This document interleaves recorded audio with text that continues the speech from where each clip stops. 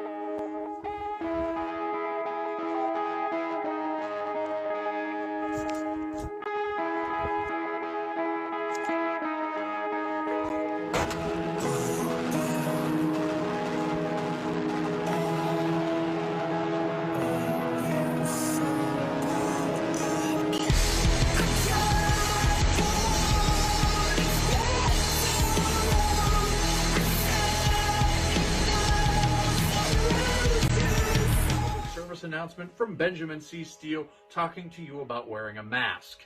Not this one, but this one. With everything going on right now with this pandemic, you need to wear a mask. My mask is for your safety. Your mask is for mine. I don't care what your uncles, brothers, best friends, mailman's roommate from college put on social media. Chances are they didn't think it through, and there's a very better than average chance that they're an idiot. So when you go outside, you put on your little mask over your face, put the little straps around your ears, and we're all going to be a lot safer. This is a team.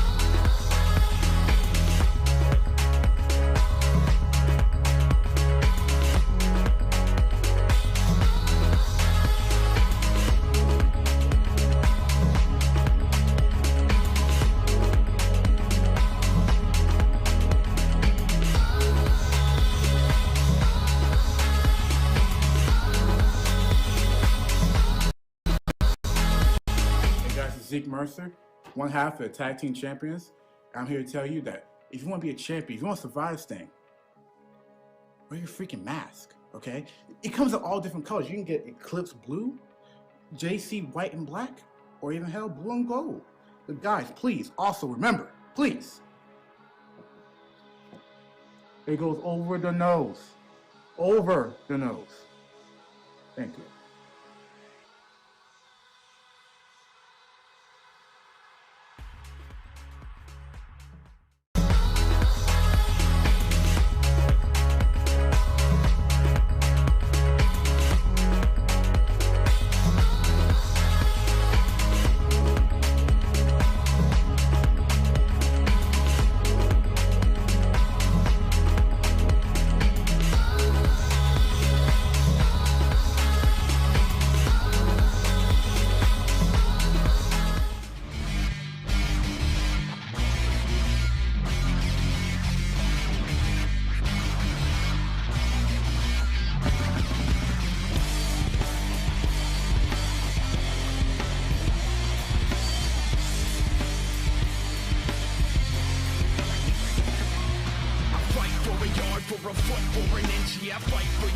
is the truth, and I'm in, yeah, I fight for every breath that I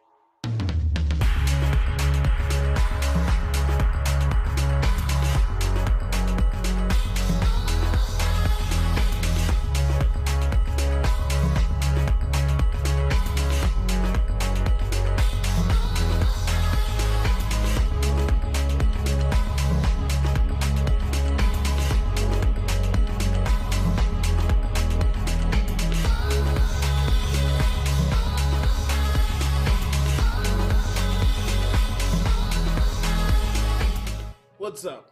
It's the Gigabyte Grizzly Brohemian, and this is a messed up time we live in, so I need you all to do me a favor. Wear your mask. Like this, not like this, or like this, or like this, like this. Wear your mask.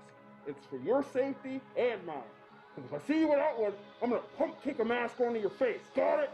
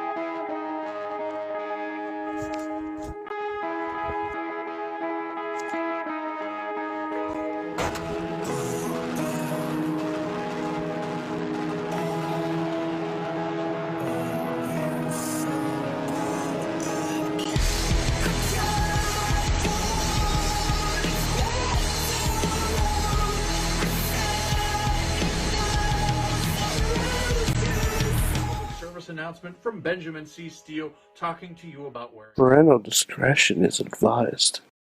This show is brought to you by IndieWrestling.us and IndieWrestling.network for your independent wrestling entertainment. Slice on Broadway, supporting Pittsburgh podcasting with the perfect pepperoni pizza. Just Pro Wrestling News Podcast. No filler, no pop-ups. Production services by Sidekick Media Services. And listeners like you, supporting us at patreon.com/Wrestling Mayhem Show.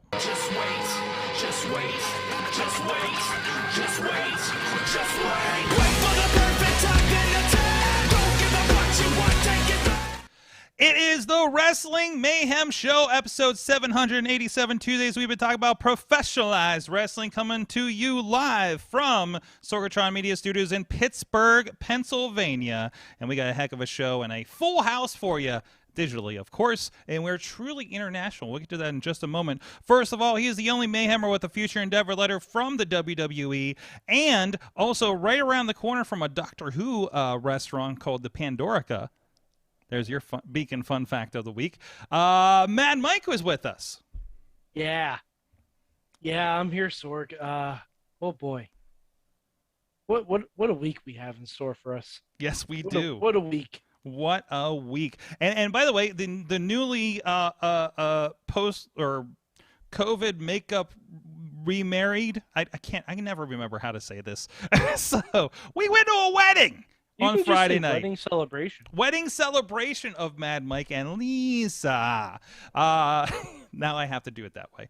Up in Beacon, New York, where the Mayhemmers got together. If you want a full-on wrestling fan style review of his wedding and how we think it could have been booked better, you go check that out on Monday Mayhem Warriors in your feeds if you're on the podcast. Mainstream Meltzer gave it 4.5 stars. Yes, he did. Yes, he did. So, I mean, yes, he did. 5 if it was in the Tokyo Dome. It's the Riz is with us. The Yeah, Riz I'm plays here. games.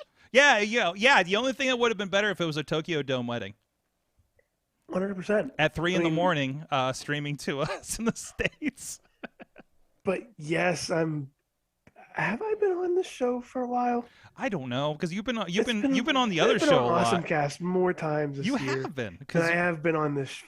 because you play show. video games, and that kind of fits that really good. Oh, So, yeah, you can just there it right is. there. There's the logo. There's the Riz plays games. apparently controversial logo, because I know you and Chachi are having a war over logos. I don't know where this Chachi came can from. suck it. So I don't know if you need to learn what trademarks mean or what. I have my. That's why I have my lawyers for, Sorg. Your lawyers. Do we need to like have a mediation between you two with the gavel David Lawless presiding, perhaps? We know plenty of lawyers in wrestling, by the way. We can do. like And we that's can scary. we have a lot of options. So That's yeah, that is scary and good for us. Hey, it worked out for G-Raver, right? But and also a very special guest, and somebody who is has some history in the Pittsburgh wrestling scene, but is coming to us by way of Toronto. That's in Canada, folks. Anthony Kingdom James joining us tonight. How you doing, Kingdom? Hey everybody, I am doing pretty damn well. And yes, Toronto is in Canada. That's America's hat. Yes. It's who we look up to. Though really, I would like to say, as much as you people like to call Canada America's hat, the truth is that America is Canada's pants.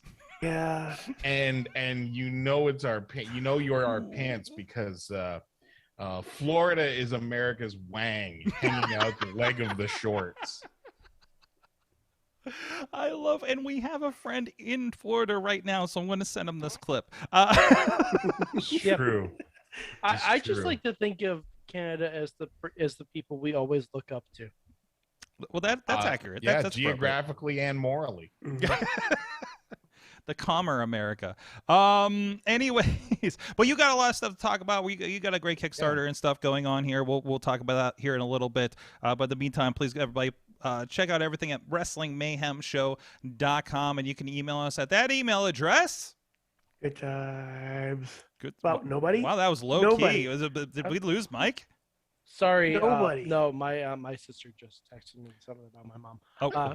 Good times. Good There we go. times That's at weird because WrestlingMayhemShow.com. your sister just texted me too. Well, I doubt she sent you the same photo. oh, jeez. Anyways. Off to a flying start.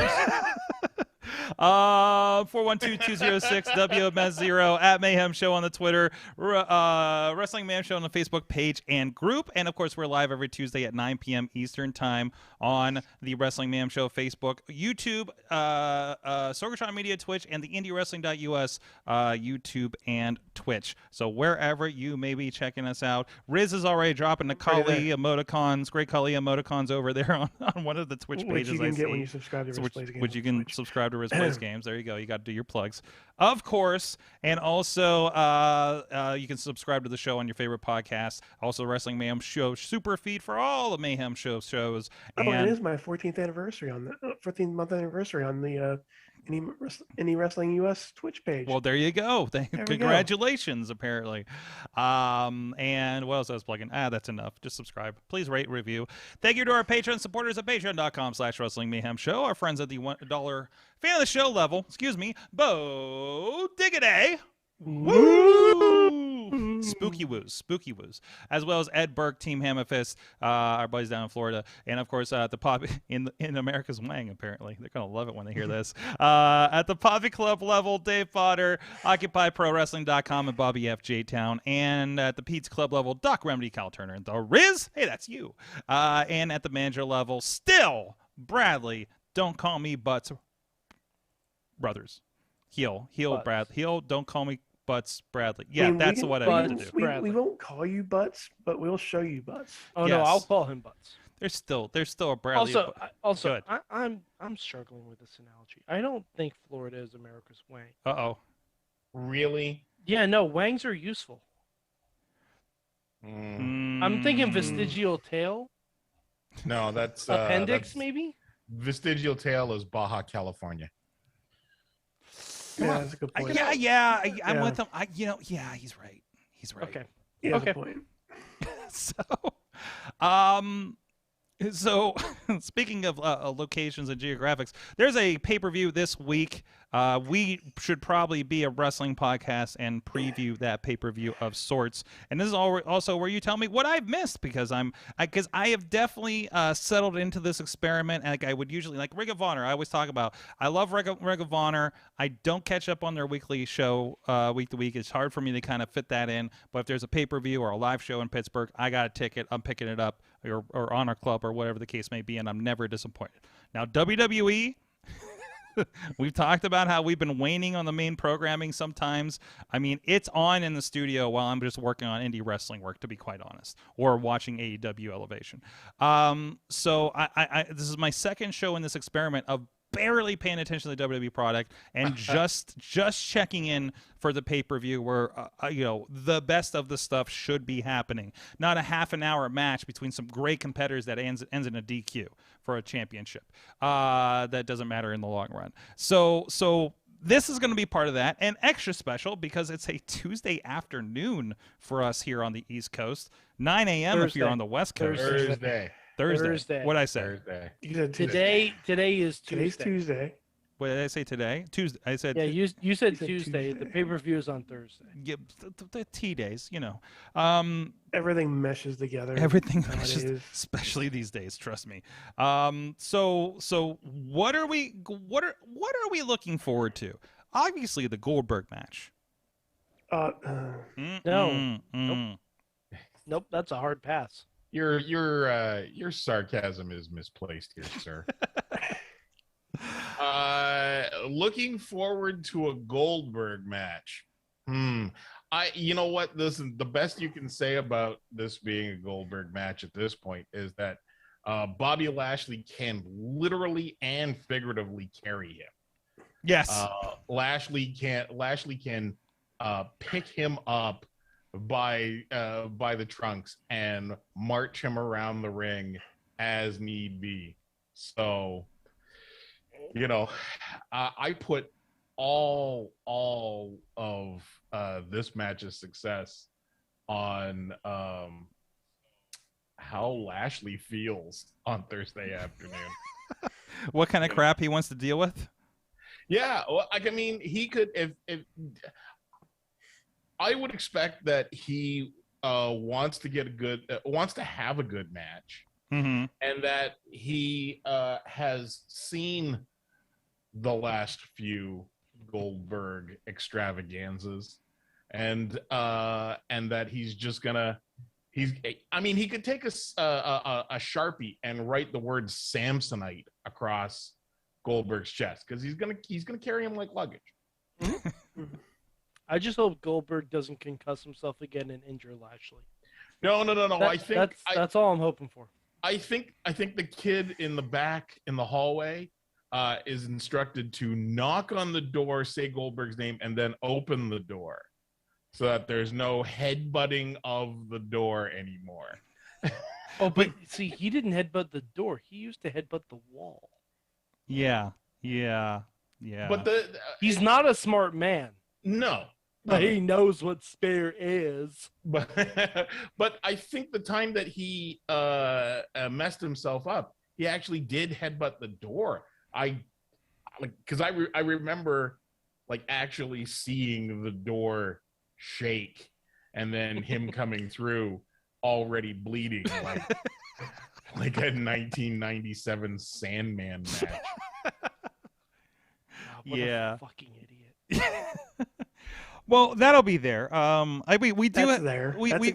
That's there. That's the only thing. Good thing to put on there, Sorg. As I've said before, the only thing I am hoping out of this Goldberg match is that it's short, no one gets injured, and Goldberg wins so that Big E can have his dream match, and then Goldberg can go away forever. Well, Why are we having Goldberg have more matches? Well, because somebody paid for it. Because Big E wants his match with Goldberg. Oh yeah. Big E has been harping that he wants his match with Goldberg for years now. Oh, if we're not going to give Lashley his match with Lesnar, we can give Big E his match with Goldberg. That's right. This was the man meat. Big meaty men slapping. Big meaty men slapping meat. Big meaty man rotisserie that we talked about several weeks ago. So I mean, it's. I mean, this is your first one. This is your first Crown Jewel. This is the first Saudi show since COVID. So yeah, it's been like a year and a half because I think we had one right before COVID, right? Early 2020. Early 2020, like between Rumble and whatever. Wasn't that the flight home from hell? No, that wasn't. No. Okay. That was because that one took place around October, November, because it was right before Survivor Series. Right. And I love this. The story came up with Adam Cole talk. I think it was on Renee's podcast, and it was talking about how crazy that was, where they flew him out there, and he's putting on his gear and still figuring out what he's doing. And they run into the building when like Brock and Paul are doing the first segment of the show and everything. So. But and also I'm trying to figure out, this is Thursday afternoon, local time, and they got SmackDown at 8:00 the next night. I'm sure nothing will go wrong getting people halfway around the world for a new show. Of course not. So they'll probably not even have them on the show though. They'll have they'll have minimum. Roman.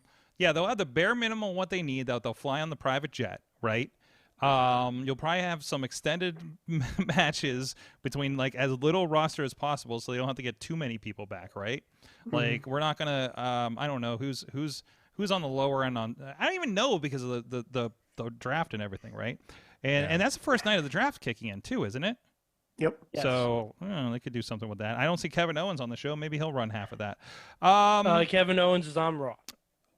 Oh, then never mind. So. But anyway, so we have that. We got and the other one that usually gets dusted off for the desert shows is Brock Lesnar and Roman, which actually should be pretty good. Oh, don't get me wrong. Most of the matches are gonna be good. Like this is the strongest Crown Jewel lineup that I recall out of any of these. So I'm actually like interested and excited for, as far as WWE shows go, what this is going to turn out to. Like one match I hope is good is the, let's call it the Queen of the Ring. I'm not going to call it the Queen's Crown, but the final it's Queen of the Ring, yes, of Zelina Vega and Doudrop. Wow, that's where we landed on that. Interesting. Yeah. Sork, we talked about this last night. Yeah, last night was a fever dream for me. Come on.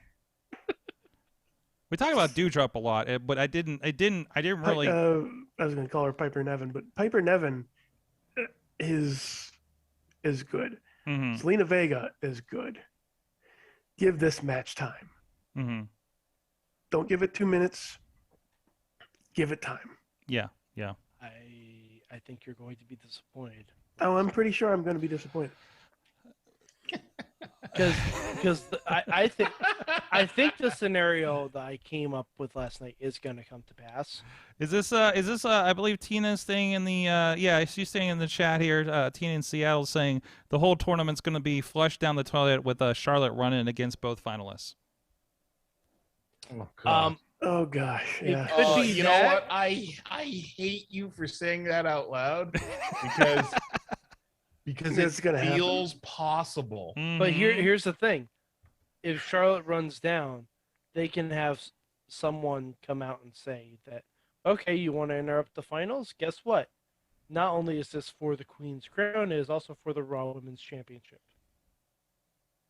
And then Charlotte doesn't have to lose. Then what's the? We get Queen drop.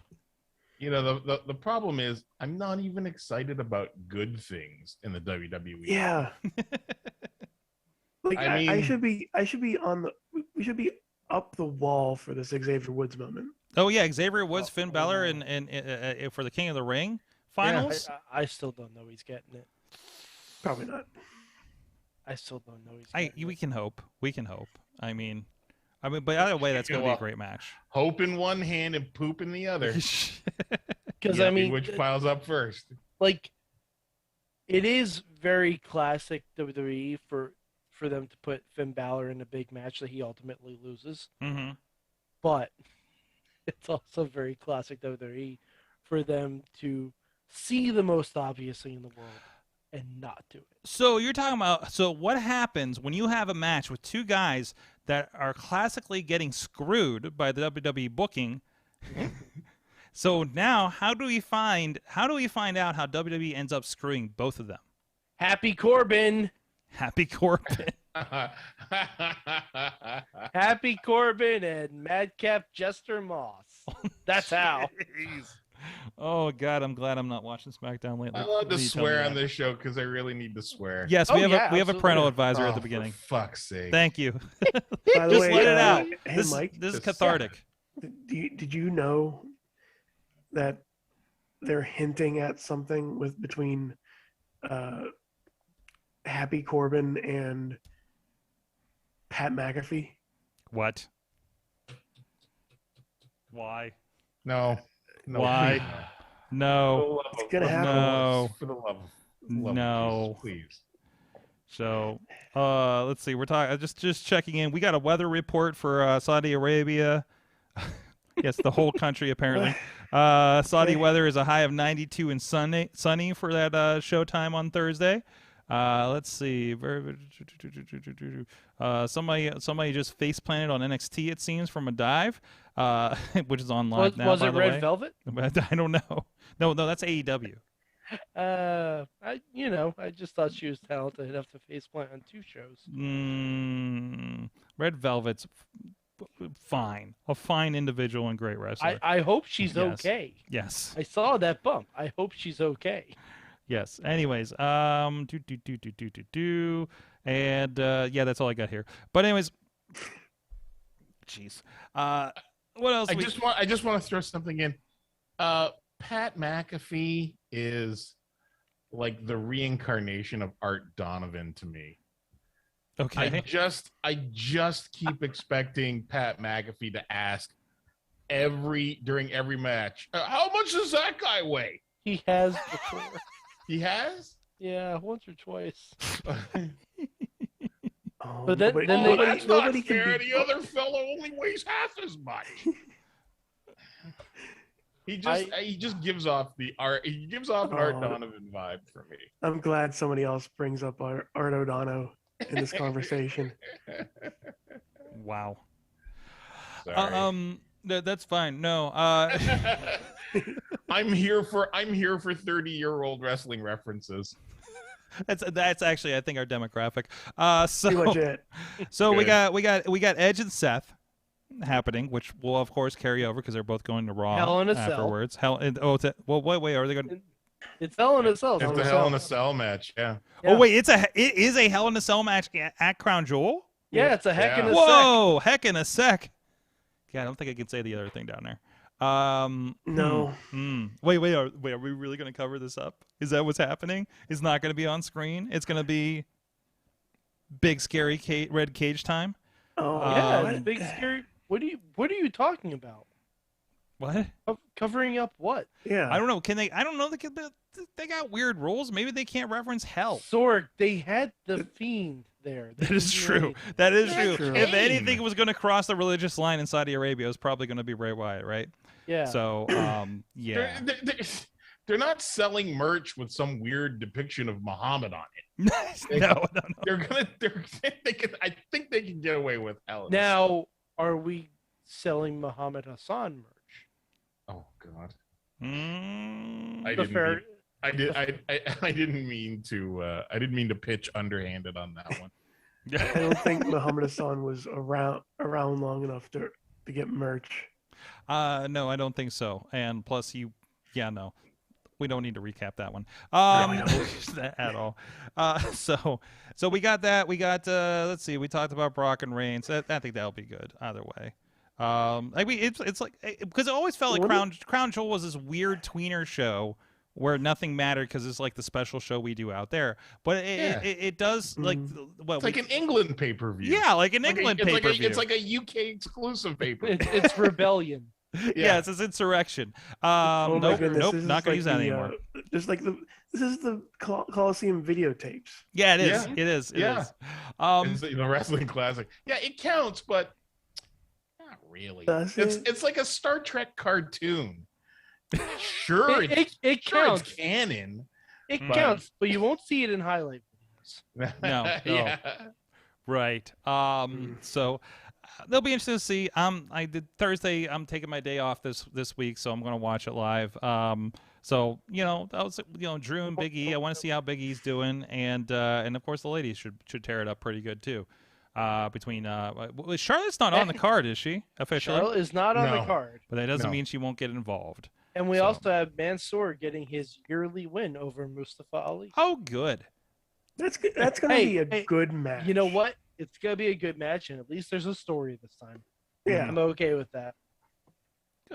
Good. No, I don't know what Mansoor did to win the Rumble and then do all this stuff, but good for him. He's the only local guy they ever put over when they go to his hometown, Yep. And you know what? Just because you said that, Ali's going to win.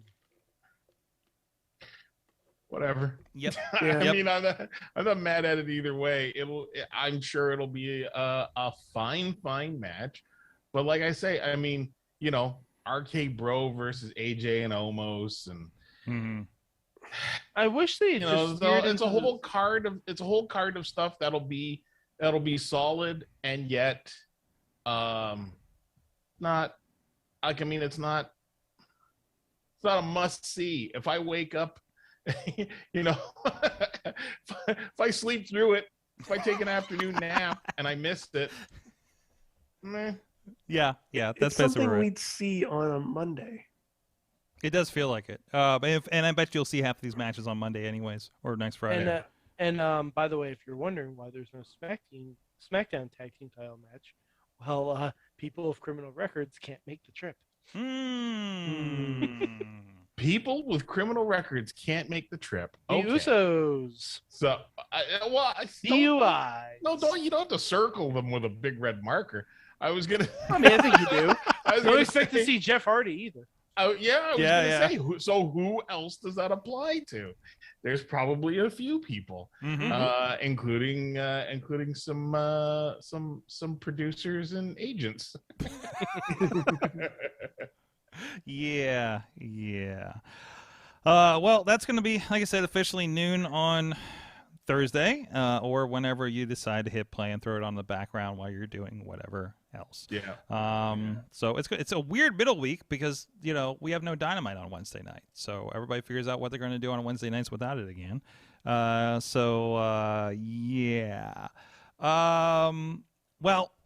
if you're trying to fill your Wednesday night with some wrestling, you can go check it out over at indiewrestling.us, indiewrestling.us network, and of course the new YouTube membership just posted is the latest show from Renegade Wrestling Alliance from this past weekend, Bloody Harvest, including a great main event with J-Rock Daddy, Daniel Eads, and Impact Wrestling's Violence by Design member Cody Deaner in the main event there. Really fun show, and this show has a costume this is the early show that always has a costume contest. Yeah. And I'm pretty sure the majority of the crowd was in the ring with costumes on at this one. Riz, you were there in person for this show, and about 1/3 of the crowd was in the ring. And it's always a win when Riz goes to RWA and and somebody's mother doesn't get power driven in the middle of the ring. Oh my God. How far behind am I on RWA stuff? That was Riz's first experience. Time out. Yes. It wasn't in the middle of the ring. It wasn't? What? If I remember correctly, it was outside. Oh no. Oh no. Like parking lot outside? No, like outside the ring. Yes. Oh, okay. Yeah. All right. It was. Are they still? Is RWA still running? Where are they running now? West Newton Gymnasium. Whatever. The West Newton. Yeah. Well, they ran a couple of times in Uniontown many moons. Yeah, they did ago, like the hot spots. Well, Cal U, they did a couple big shows there. Yeah. Had like Shane Douglas and the Hurricane there. They did this other Hot Shots Arena, I think, this hockey arena or something, years ago. But I mean, it would be personally devastating if I told you how long it's been since I've been in the West Newton gym, and the fact that it is still there and still wrestling is still running there. It's just exactly as you remember it, but aged how many years it's been. Oh yeah, I'm sure it's. This is to say that we love RWA. It's the wrestling venue of Dorian Gray, I'm sure. It kind of is. But again, as we talk about one of the greatest crowds in the area, a rabid fan base fills that place. They do 200 to 300 fans, and I don't think they can do any more in that building at this point. I mean, it's hot in the winter. It gets so full, but no, another great show. The Rev Ron Hunt a part of that as well. And by the way, update, because we heard Super Hentai lost his name. What? Lost his name, the rights to his name in a match against Gory, okay? And we found out then at Prospect Pro Wrestling that the day after the Lebanon Dawn, Joey Moses bought his name, so he can't even get it back. So, yes, we have a Chuck Taylor situation. I was going to say, this is Chuck Taylor all over again. Yes, it is. Yes, it is. He Malcolm Bivens them. So he debuted his new name Saturday night, and it is HL Supreme. HL Supreme. I'll tell you guys off air what HL stands for, presumably. I've not confirmed this with the man. So there you go. I believe I have a text message I need to send.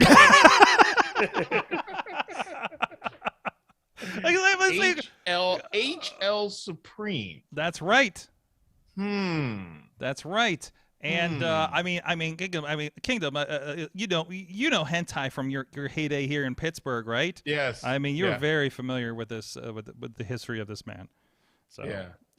I love this guy. Love this guy a lot. Does the H stand for helicopter? Anyways. Whoops. Close. I think that I think it's cool. At a certain point, everybody needs to freshen things up for themselves, and don't be afraid. Don't be afraid to tear the entire structure down and rebuild from scratch if that's what you're feeling. To be fair, I'm pretty sure he can't hold his ring name Super Hentai on any social media platform in existence. Well, except for one that you don't want to be on. I can think of a couple. Yeah, I can think of a couple, but not one that you usually are talking with wrestling fans. Reddit. Okay, Reddit, sure.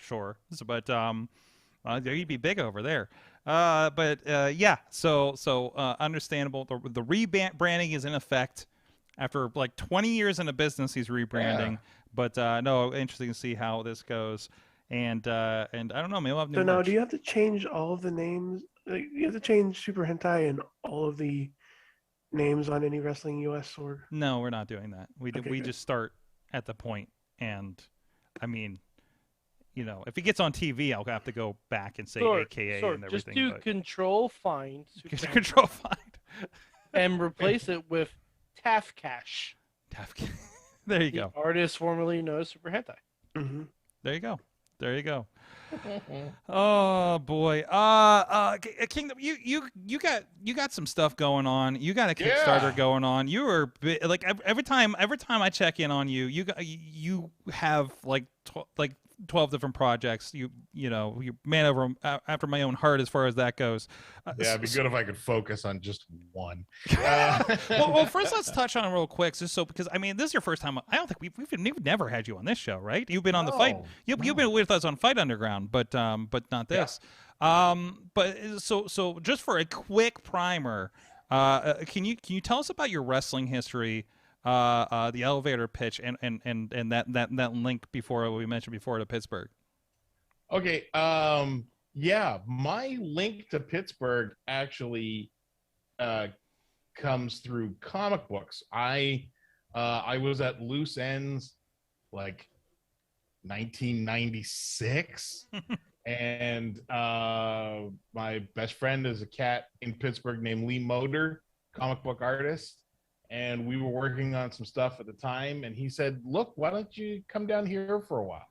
And right around Labor Day of 96, I think, moved to Pittsburgh, stayed for 8 months. And after a couple of weeks, I said, fuck, I gotta wrestle. And Lee and I went to a WWF house show at the Igloo, and during intermission, I said, I don't know any of the wrestling in this town, but I know how to find it. And standing on the floor during intermission with all the house lights up, I looked around and I found the one kid who had a handful of dirt sheets and introduced myself to who turned out to be Nino Matty. If your Pittsburgh wrestling vernacular, your knowledge of Pittsburgh wrestling goes back that far, and he introduced me to Jim Miller, the promoter from PWX. Mm-hmm. Talked to him. Couple days later, worked out in the ring, and this was the late 90s. This was the heyday of PWX when they were on. This was 1996. They were on TV between locally, I think ECW and Shotgun Saturday Night. So it was the independent promotion in the late 90s. Yeah, worked there for 8 months. Came back to Toronto, and a couple of years later, decided, you know what, I'm going to do it again. And in spring of 99, moved back to Pittsburgh for a year and a half. And after I came back the second time, I kept coming down a couple of times a month doing commentary for IWC, for Norm Connors at the time. And did that for about 3 years. That was, I think I stopped making regular trips down in December of 2005. That's how long ago it was. But worked for a bunch of the indies around town. I think maybe I did 1 or 2 matches for Steel City before Norm took over IWC, and then years there doing commentary. The commentary team was me, Jeff Gorman, and Joe Dombrowski, who, congratulations on getting MLW, Joe. Yes. And then, Pittsburgh has been like a second home to me. So not as often as I would like, but when I get the opportunity to come down, I still do. And we got from the chat room. Tina spent some good time around the Cincinnati area, and she thinks she briefly remembers you making some stops in Ohio. Is that accurate? Yeah. Okay. Yeah. When I was first in Pittsburgh in 96, 97, I was traveling to Ohio. I was traveling to Cleveland mostly for Cleveland All Pro and for CWA. Jesus. What was CWA? That was Cincinnati? GMO, and that's Cleveland. That's okay.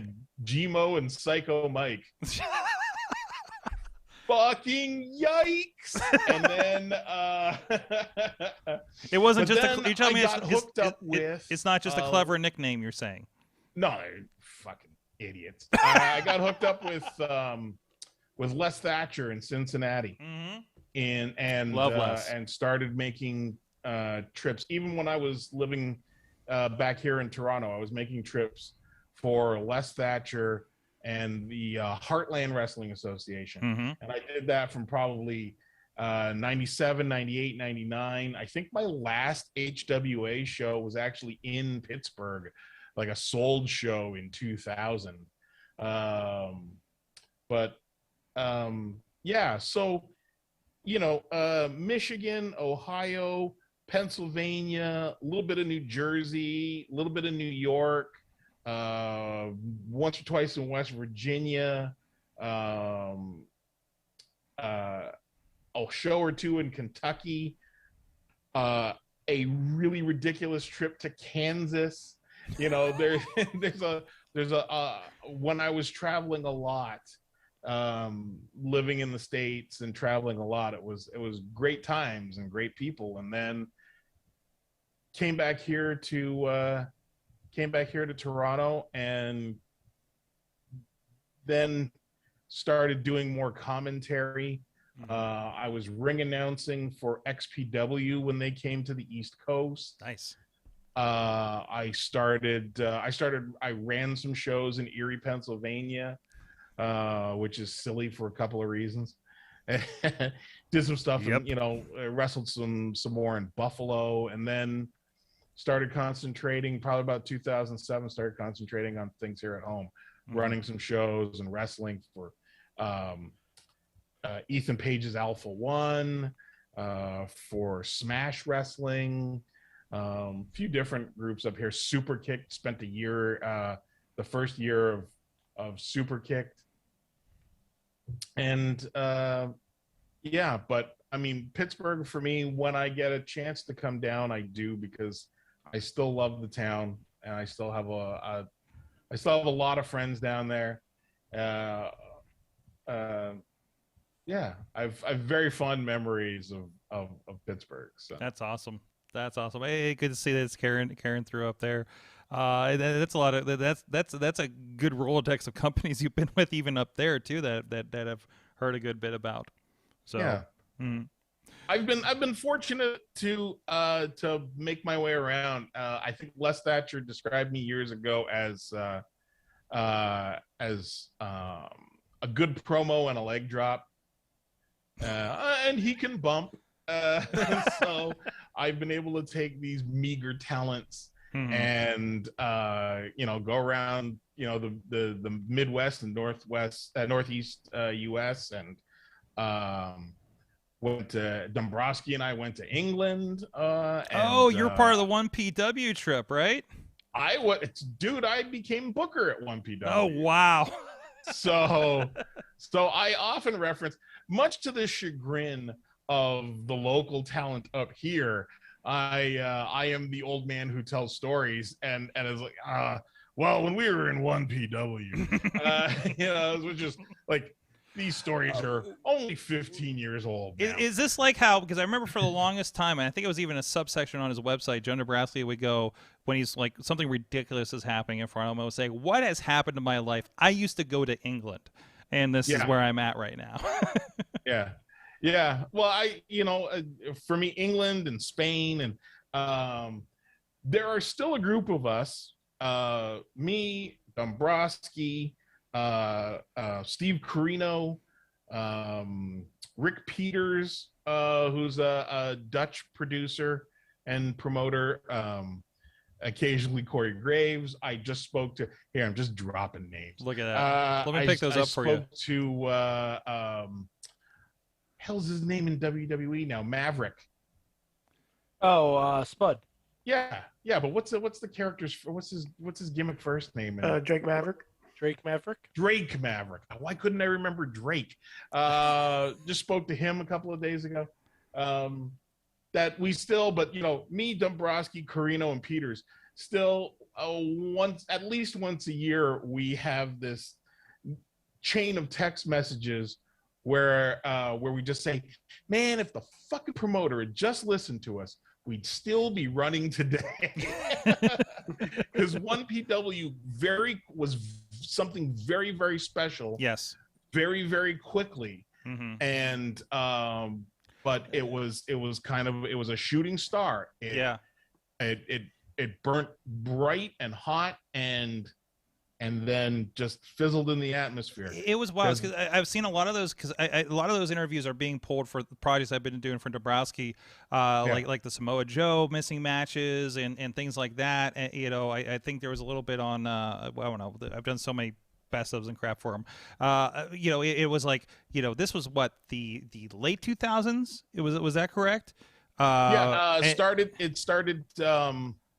It was October 1st, 2005 was the first show. We did October, then we were back all through 2006, 2007, and then it started. The promotion started changing hands. Yeah, and started hitting the rocks in 2007. It had like everybody that we were watching in Impact, like Daniels, Joe, AJ were there. Graves, Sterling was there. When he was still pretty much on the come up on the Indies, and just like every name you could think of, at the time. You named half of them already, I think. But do you want my classic how Corey Graves got to England story? Sure. I've told this about 1 million times. When we were getting ready for the first show, we had Abyss booked, and they were trying to book Sinister Minister Jim Mitchell to come and manage him, because that's what was going on in Impact at the time. Mm-hmm. But Mitchell had a day job, and it would have meant taking time off work to fly over there and blah blah blah.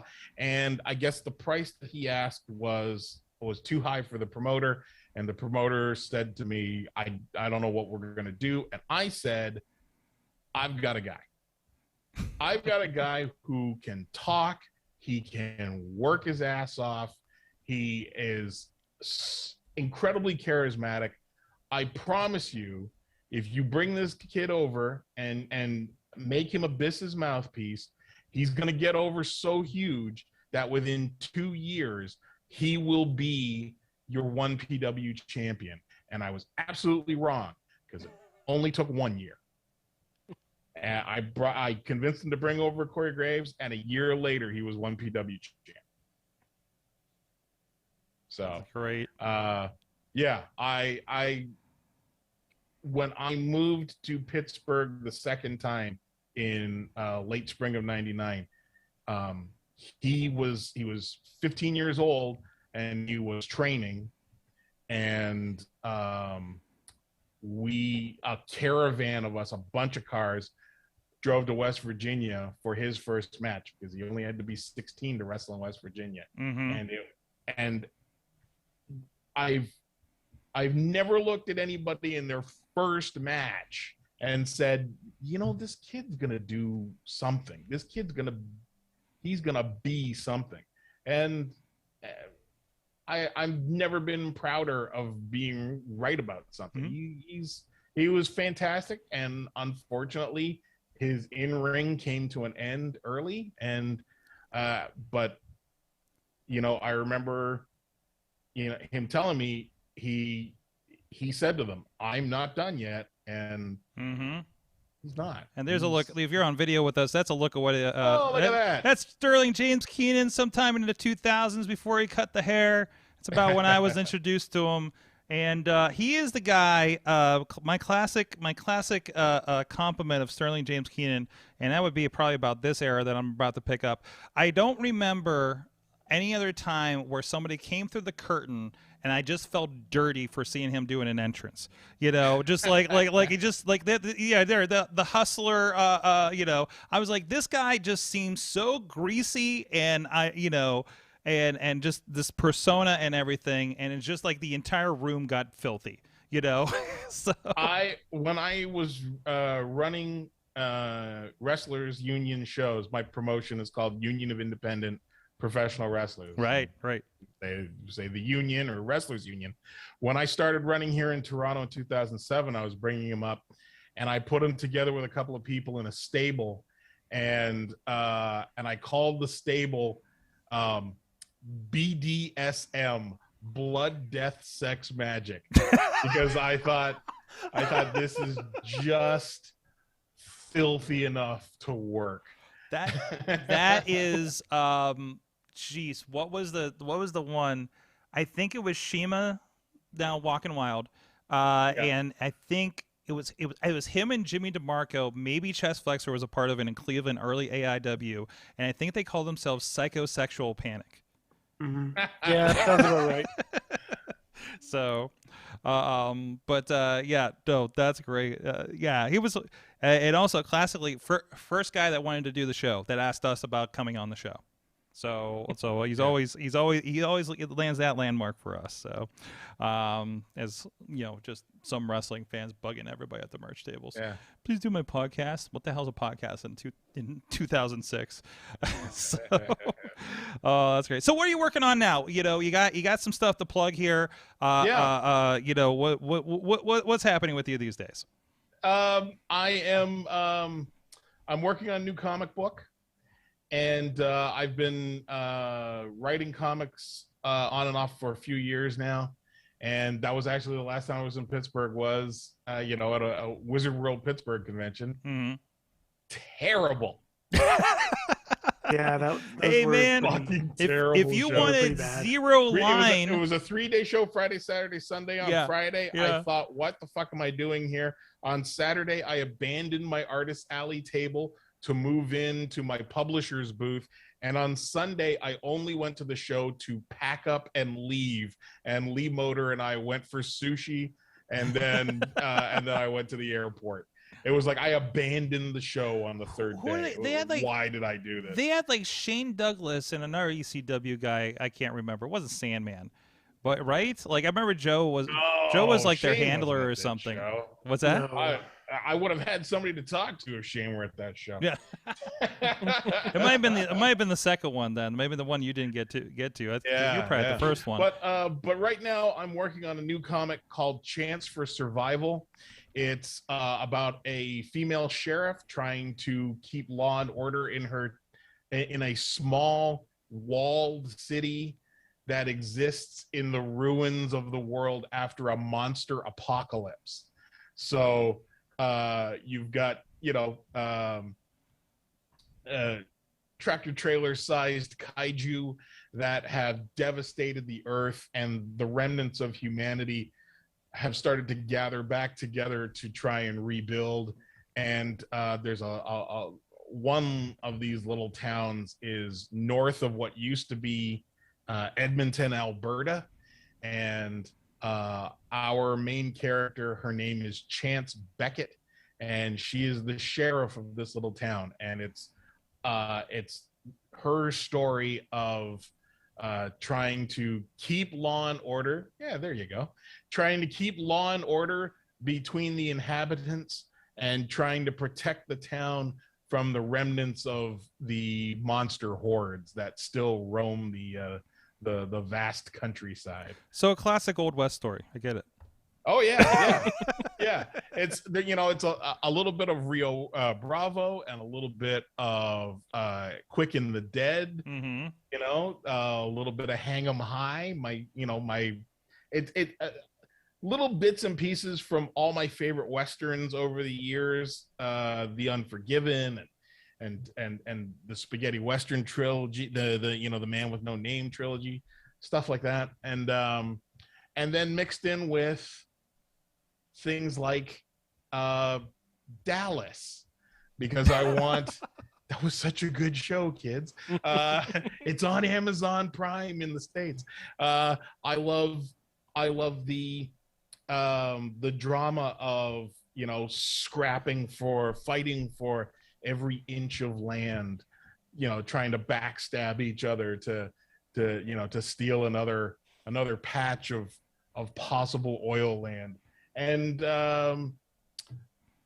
you know, something like Starship Troopers or Aliens, where there are these monsters who just seemingly mindlessly are out to murder you. So all thrown into one pot, and hopefully with, you know, a kick-ass female lead character, and you know, let's see what we can do with it. So yeah, Chance for Survival. It's I'm starting a Kickstarter on. It's launching next Tuesday, the 26th. The goal is $10,000 Canadian, which is about I think it's about 7,500 US. Okay. 20 or 25%, somewhere in there. So it's like somewhere between 75 and 7,800 US. I've never done an international Kickstarter, so I'm really curious to see how this translates when if you go on Kickstarter has an incredible feature where if you go on Kickstarter and you're signed in, it will translate the goal into your local currency. So whenever whenever I look at a Kickstarter, like a perfect example is Michael Kingston, who does the Headlocked comic book, and he's currently funding a new version, a new volume of that book, and it's all wrestling stories, and it's all stuff that he's co-written with, you know, people like AJ Styles and Effie, and he just met his goal earlier tonight, and he still got 3 weeks of funding going. So when I see his campaign, it doesn't come up as 14,500. It comes up as like 17,900 Canadian, right? Yeah. So Kickstarter does some of that for you. Good. Good. It's like when you subscribe to New Japan here in the States, or even there, and you're like, you look at your PayPal account and you're just like, okay, how much was it this month? Because the exchange rate keeps going, right? Yeah. You know, it's 9.99 yen, but you don't know what it ends up being like 7 something half the time, I think. So yeah, so that kind of thing. So that's good. And good to hear that he met his goal. Kingston's a old friend of the show. We have several of his books floating around the studio here. So it's going to launch Tuesday evening. I am hoping that we can meet the goal early and then get the stretch goals. But there's going to be 4 different covers for the book. Nice. Standard cover by my new artist, Eric Tomeo, and then Andy Belanger, who wrestles in Quebec as Bob the Animal Anger. He's doing a cover. He was working on it tonight. We were exchanging texts. Bill McKay, who is a pretty coveted cover artist these days, is doing a cover.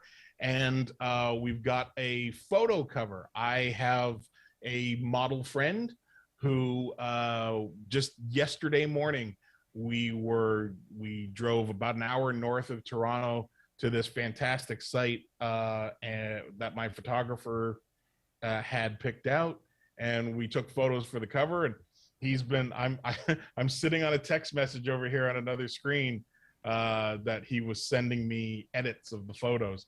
So we're also going to have tiers where you can sponsor a page, and you'll get an archive print of the page and a couple of different covers. There's a couple of chances to have a cameo in the book, but mostly most of the tiers are going to be about the book, getting different copies of the book with add-ons. Like there's t-shirts. This is going to be available.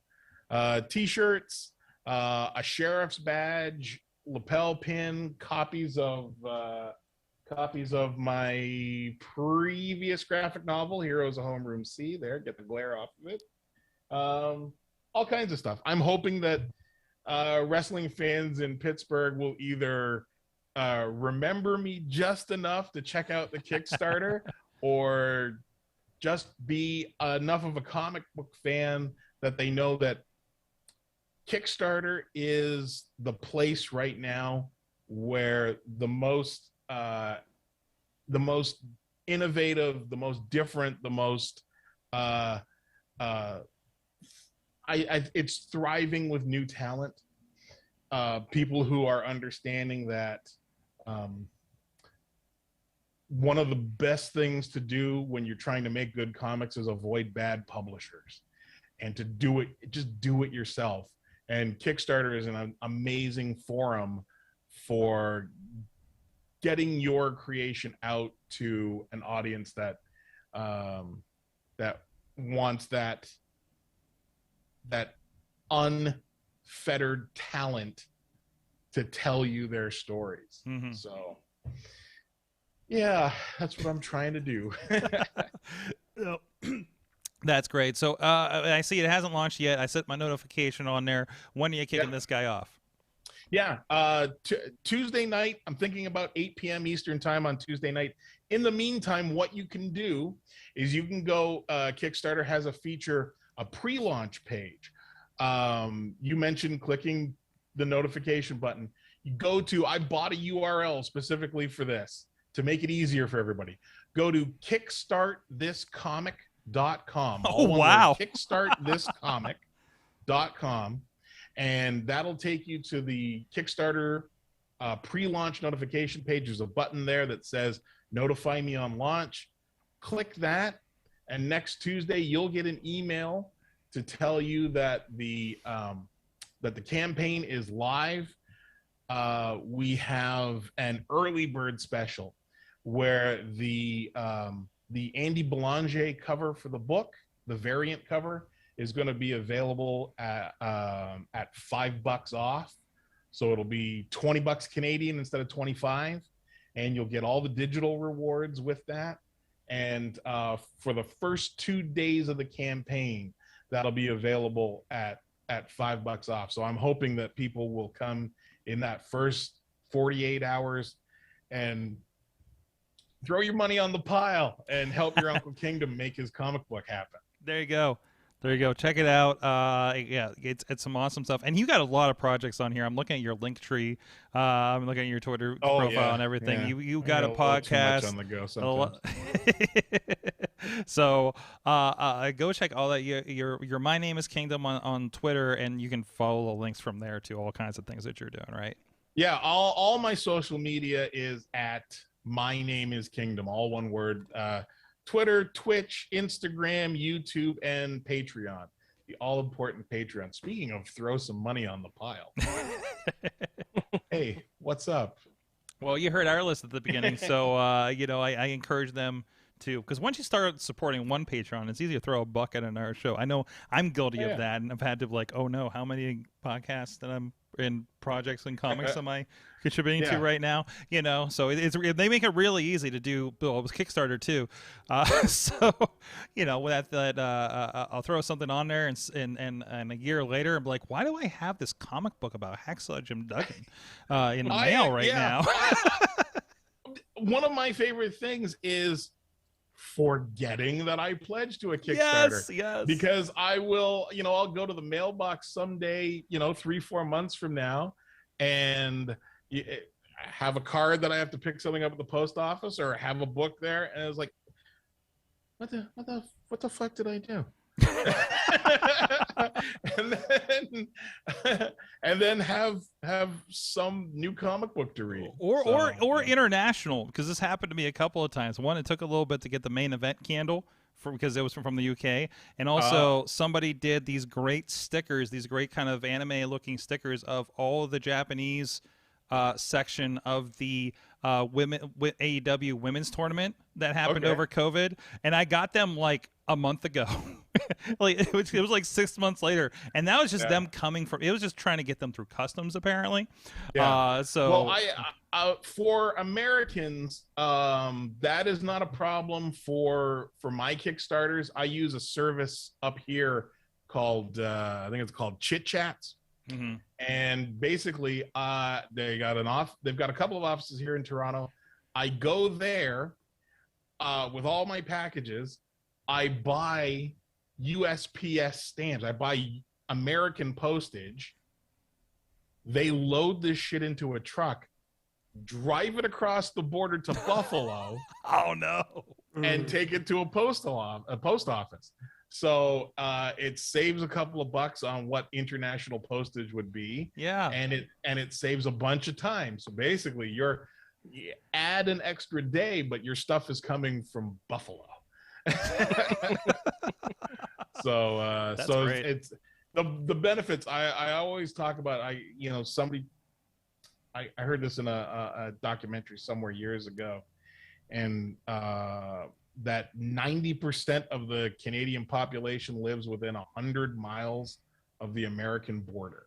And in this particular instance, that is very beneficial.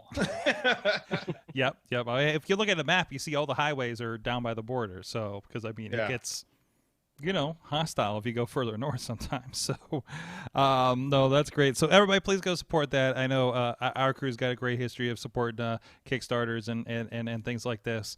And I know we got a couple of comic fans in there. They're all talking about the cons in the chat room while we've been chatting here. So, oh yeah, I actually this weekend I'm at Fan Expo Canada here in Toronto, which is it'll be my first convention since Edmonton at the end of in like October of 2019. So it's 2 full years since I've done a convention. Wow. And then I'm getting ready for next year, because this is my first year.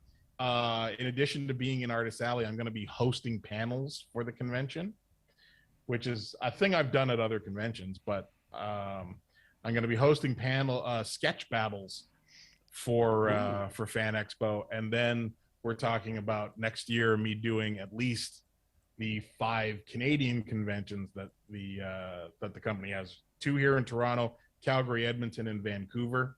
And then there's a handful of American shows. I wish that Informa had bought Pittsburgh, but next year there's some places: San Francisco, Denver, Chicago, Cleveland, Philly are all places that I'm thinking, can I make arrangements to do those too? We have some inserts here from Chris LaRusso on the YouTube chat, by the way.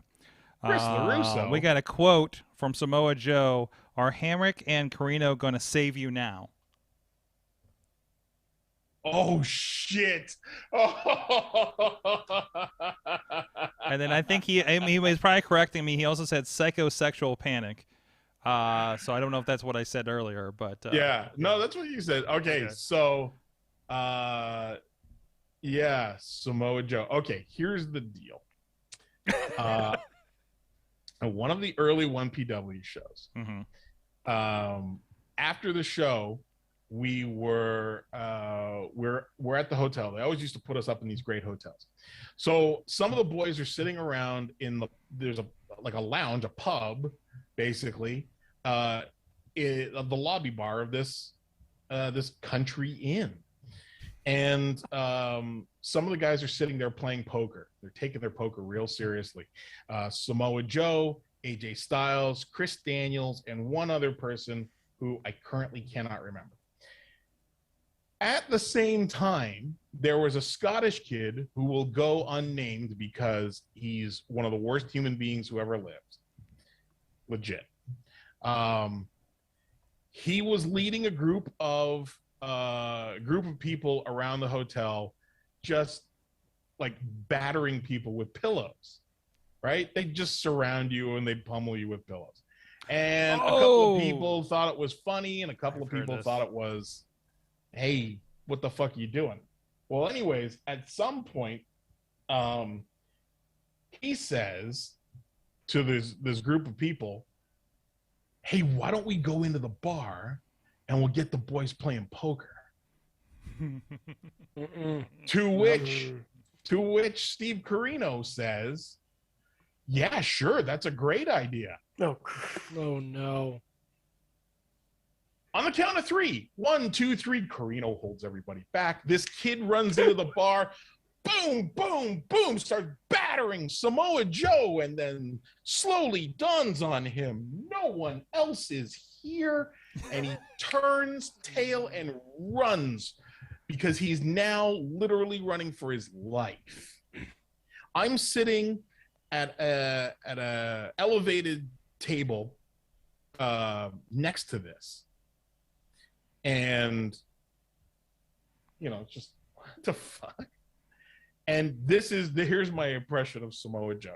Okay, he's got his head down, shoulders up, because he's getting hit from behind, poker in his hand, cards in his hand, and he just comes up real slow, and he's like, "What the fuck?"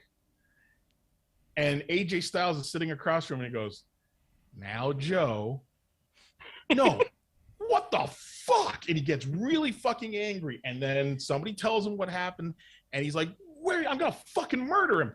And he gets up and he storms out, and the guys are like this is serious. There's hundreds of dollars on the table, and Joe abandons it. The boys abandon it because they know they got to save a guy's life. We all storm out. I'm just sitting at the table. I drinking a Carlsberg, and I just, fuck me, because I'm the booker. I gotta go save a life. I gotta go save a life of a kid I don't like. Mm-hmm. I already didn't. It's like the second set of shows. I think this was January of 2006. I already didn't like this kid. I wasn't gonna book him again because I didn't book him in the first place. Joe finds him and grabs him up like hand on throat, goozles him. They're outside this circular entrance to the right in front of the hotel, and it's got this water feature in front with all these plants. It's beautiful, and it's this clear, beautiful night, and there's like 20 guys all gathered around outside like a playground fight, waiting to see Samoa Joe pop this kid's head off like a Pez dispenser. And and that's where that line comes from.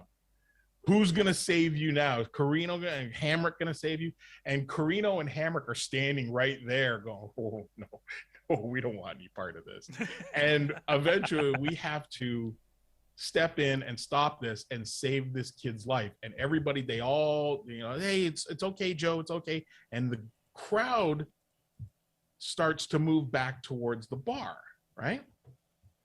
And I'm left out there with this Scottish kid, and I look at him and I say, "You're done here. Like, you're fucking fired, dude. Don't come back." And I don't want to see you at the shows 6 months from now. I don't want you thinking that everything is going to be smoothed over and you can try to get back. You're fucking done. I don't want anything to do with you. I don't want this company to have anything to do with you. And I just let him know. That was it. It was done. And then 3 or 4 months later, like middle of the year, I left the company, and they gave Carino the book, and Carino decided, hey, this became such a firestorm on the internet over there. Carino decided, hey man, there's money to be made, and brought the Scottish kid back in to feud with Samoa Joe. And to this day, once a year or so, I will text Carino and I'll say, "Why the fuck did you rehire that guy?" And his response to me is always, "Yeah, I know." Wow. But yeah, Samoa Joe, I almost legitimately got to see Samoa Joe take a life. And it would have been making the world a better place. So yeah, I believe this was referenced as. I mean, would you stop him? No. This has been referenced, I think, as Pillowgate, correct?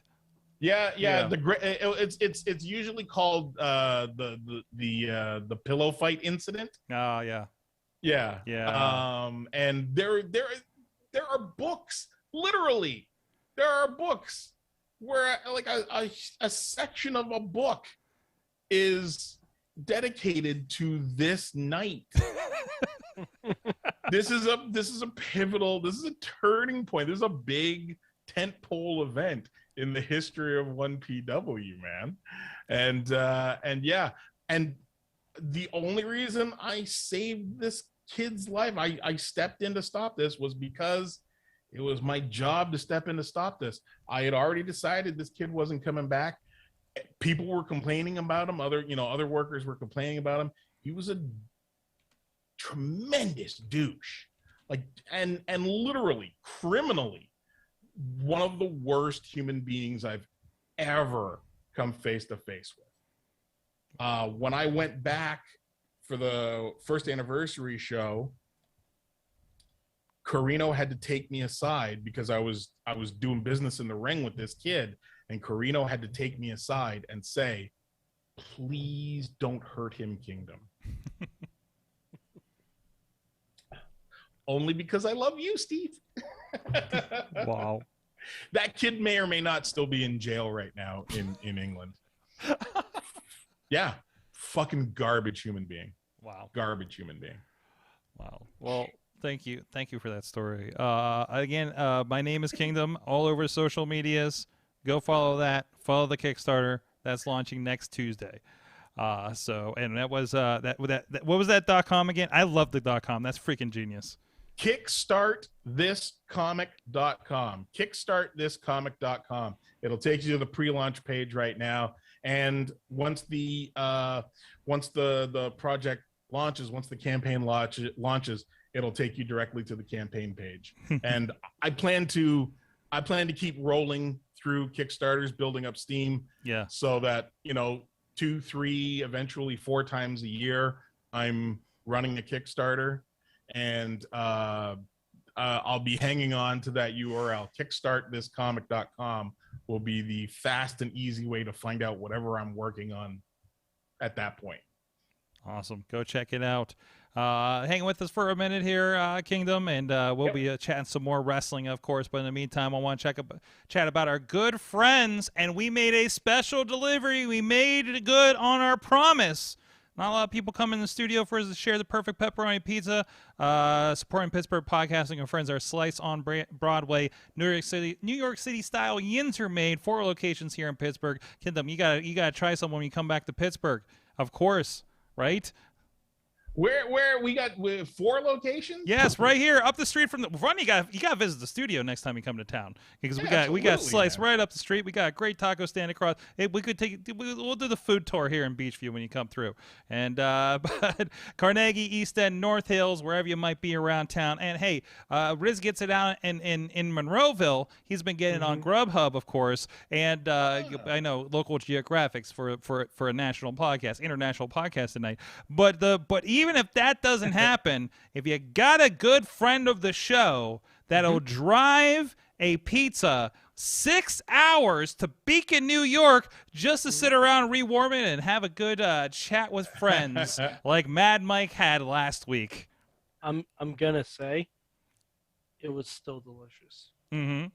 It was still delicious after sitting in a car for 8 hours. And a fridge and an Airbnb for a couple hours before we caught up with you. So basically, the real question here is, Slice, why don't you deliver to Beacon? I think we just answered the question that they do by way of Sorgatron, Dutter's Mobile. Dutter's Mobile. Yes. She should add pizza delivery to her resume. Yeah, I'm sure that will help out their situation.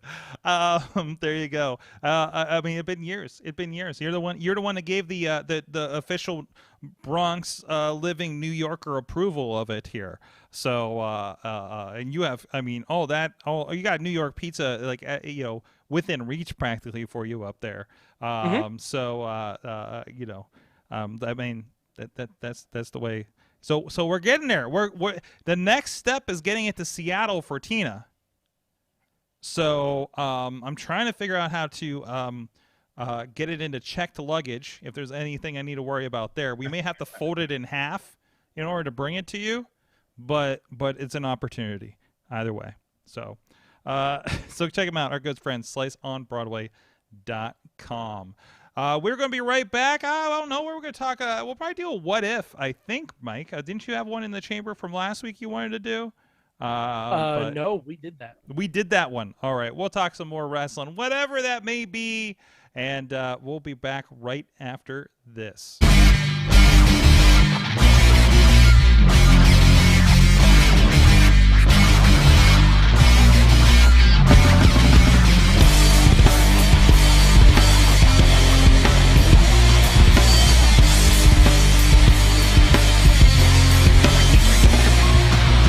For a yard, for a foot, or an inch, yeah, I fight for you all. Is the truth and I'm in, yeah, I fight for referee breath. The world of pro wrestling, it's bigger than ever. So how can you possibly keep up with everything that's happening? Just pro wrestling news. Don't fear falling behind. Give us just 5 minutes every morning, and we'll catch you up on the biggest news in the world of pro wrestling. No filler, no rumors, no spoilers, no pop-ups. Just pro wrestling news. Subscribe on your favorite podcast app or tell your smart speaker to play the Just Pro Wrestling News podcast. Find out more. Go to justprowrestlingnews.com.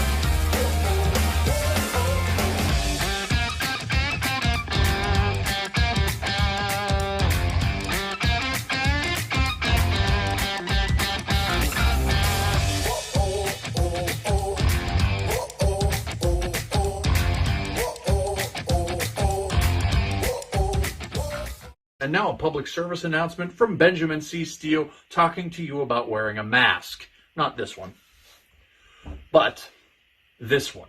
With everything going on right now with this pandemic, you need to wear a mask. My mask is for your safety. Your mask is for mine.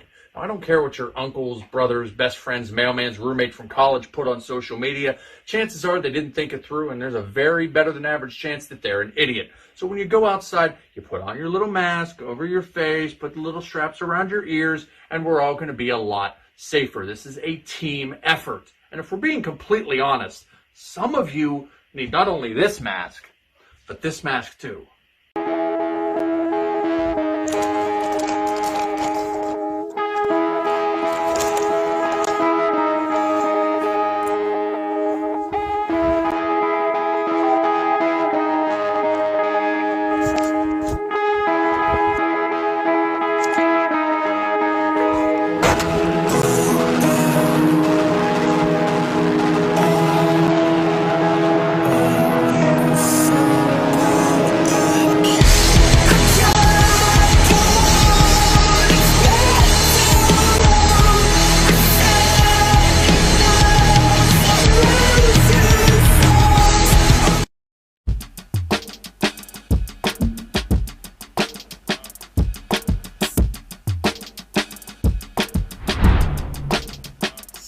Legendary podcast. Watch out on the TV network on Roku. Grind City. And you know this, man.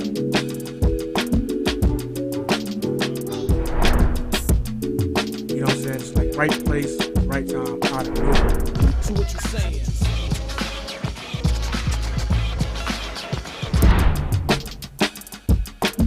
Former tag team partner coming to save. Tony Johnson, we saw him battle Edric earlier, but this is a 2-on-1 mugging.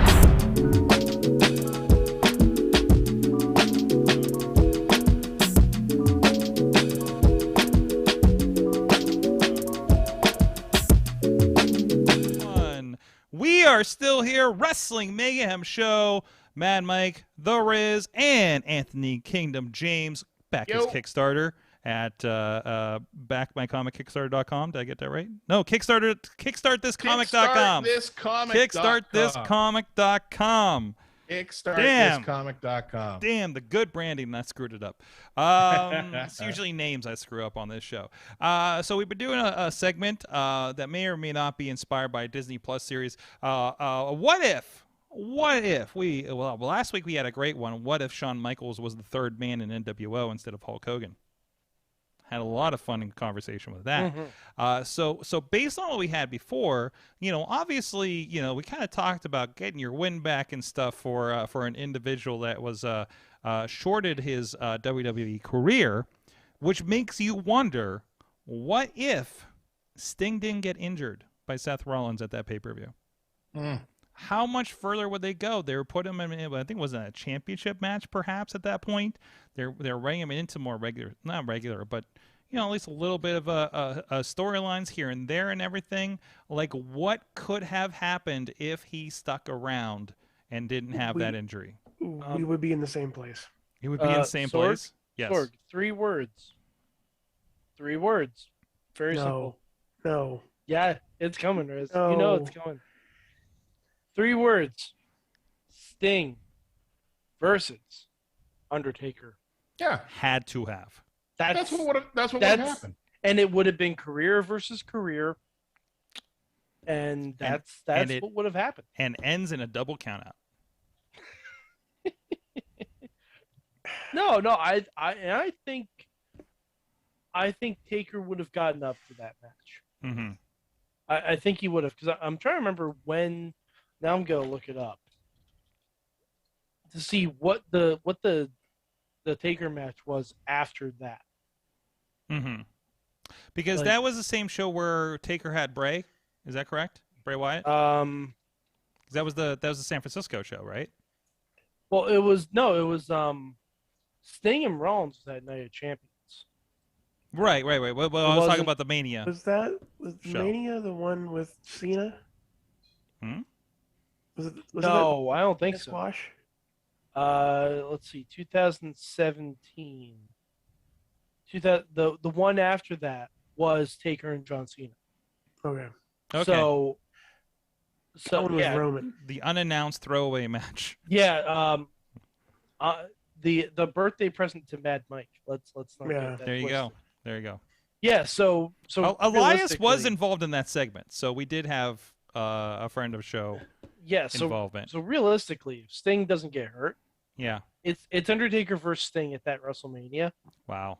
And they have a solid 5-minute match. It's amazing, and Sting probably beats Taker, I think. No. Yeah, I think so. The WCW guy beats I think Taker? so, absolutely. Really? No. I think no. Taker. Disagree. I think Taker had enough respect for Sting. Kingdom, what's your take on this? I think that it would have been Undertaker going over and then handshakes. Mm-hmm. Because there's no loss of stature for Sting to put over Undertaker. No. And Undertaker's technically the young guy in this situation, isn't he? Yeah. and he's Vinnie Mac's boy. So they're gonna, he put over Lesnar. That's enough. Mm-hmm. Yeah, but I mean, he would have gone over on Sting. Would you really want Sting to go 2 Manias in a row with loss after loss? Depends on what you're doing with them. But that's why he shouldn't have lost the Mania previous. Yes, but that's not what we're discussing. That's not what we're discussing. We're discussing. No. I was answering your question. Would you want him to lose 2 Manias in a row? That's what I'm saying. I think Taker would put Sting over. I think he would. I think he would theoretically, but I don't think he would have realistically. Okay. Well, because think about it. Like, Taker didn't have many matches after this. Mm-mm. I'm looking at it right now. He had 8 other matches. Most of them not great. Mm-hmm. No. If they built to Undertaker versus Sting, and if it was career versus career, I think Taker goes out on the sword, because at that point, he was kind of ready to hang it up. He was ready to hang. He was. If you watch the documentary, he was ready to hang it up with the Cena match. Everyone was a question. Being ready to hang it up and putting Sting over are two different things. And it's not just. It is not just Undertaker's decision to put Sting over. I mean, yeah, he has enough stroke that he can say, this is what we're going to do if he doesn't like what's being suggested. But I honestly think that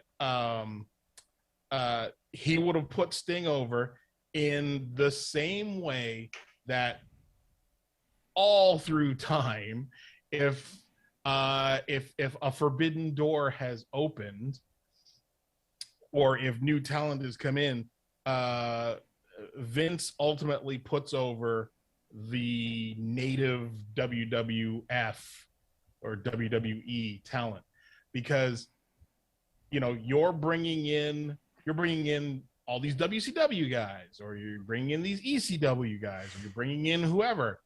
Well, they're not my guys, and the WWF guys always end up having to vanquish whatever foe comes from outside. If you're going to say WWE icon versus WCW icon, then I say in the end, the Office says our guy wins. Yeah, but that's why Triple H beats Sting. I think it works differently. I think it goes differently because theoretically Sting is losing that match against Seth Rollins as well, if he doesn't get injured in that match. Well, I wish you joy and love in whatever this upstate New York fantasy land you're living in is. There have been weirder results at WrestleMania. Yeah. There have been weirder results at WrestleMania, but Butterbean isn't here to knock anybody out this time. How do you know? If we're spitballing, Butterbean definitely takes a shot at Taker. He's just coming over the top and hurting my feelings like everything I say.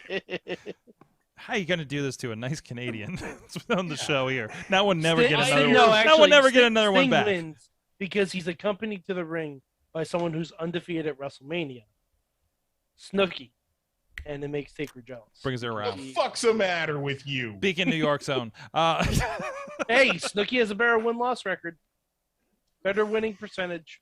Mm-hmm. This is this the kind of thing that he always comes back to, guys? Does he always?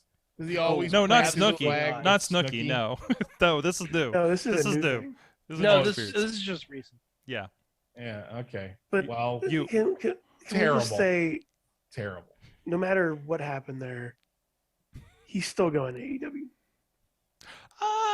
He's still doing the thing. I don't know about that. I don't know if he's solid. I don't know about that. No, I don't think so. I think he comes back for that yearly Saudi check. Yeah, that's what I think. He comes to Saudi I pop up. I think if Seth Rollins doesn't try and snap him in half, that he stays. He would still be with WWE right now. I think we get Sting versus Goldberg. I honestly think. No.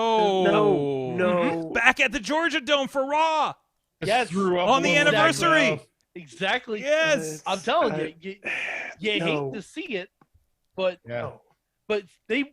if Sting doesn't get injured, they will put Sting against every big marquee name that is not Brock Lesnar, because Brock Lesnar would legitimately murder that man. Honestly, after Seth Rollins, I honestly think WWE would have just make him do whatever he wants. Like just go over there. I don't think they would. There was no over there to go. Or they wouldn't actually use him. They would use his name. They would absolutely use him. I think he would have popped up a bit more. They'll use his character. They'll use his T-shirts. They'll sell his logo everywhere. But he's not going to go do any of that.